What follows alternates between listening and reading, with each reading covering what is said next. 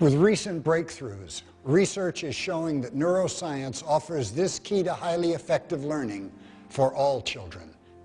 Join me at the intersection of science and education as we explore the new science of learning.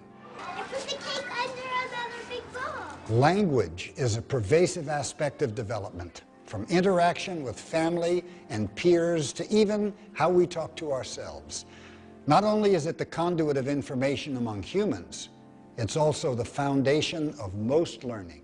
The way our civilization is set up, you have to learn language in order to learn anything else. Children who are at a disadvantage in reading, to say nothing of being at a disadvantage in hearing, just struggle and struggle to keep up, to get anywhere in school. Paul was one of the first scientists to describe a fundamental difference between children who were having difficulty and those who weren't. The difference was not in their hearing, but in their ability to process sound in the brain. Those children were different primarily in how rapidly their brain could organize sensitive, brief, rapidly successive information acoustically. And the hypothesis was that that was interfering with these children's language development because it was making it difficult for them to hear the fastest acoustic changes that told their brain which fast consonants they heard in rapid succession. I started looking at developing a series of little tasks to see what these children could do with sounds. We found that if you asked them to say something like pa pa pa, they could do that. Ta ta ta, they could do that. Ka ka ka, they could do that. But if you asked them to say pa ta ka, the child would go pa pa ka. So if their brain's a little bit slower than it should be, the difference between a ba and a da is about 40 milliseconds, very, very fast.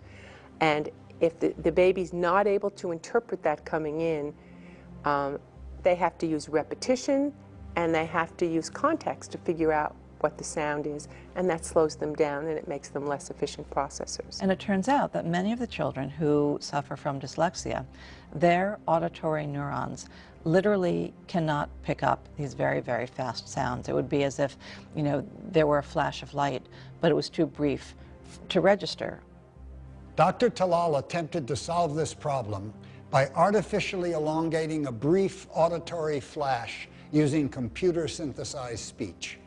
I used a computer to artificially stretch out the time over which these critical acoustic changes were occurring that the brain had to grab onto in order to hear these acoustic differences and ultimately set these sounds up in our mind. And the children did much better. Over the course of many hours a day, 5 days a week, over the course of a couple, 3 months, the children's auditory neurons were retrained, and suddenly they were able to pick up the sound of these fast phonemes. And the children are suddenly, for the first time in their lives, able to draw a correspondence between a sound that they hear and a letter or a written word on the page. And suddenly, when they're told, this letter makes this sound, it makes sense to them.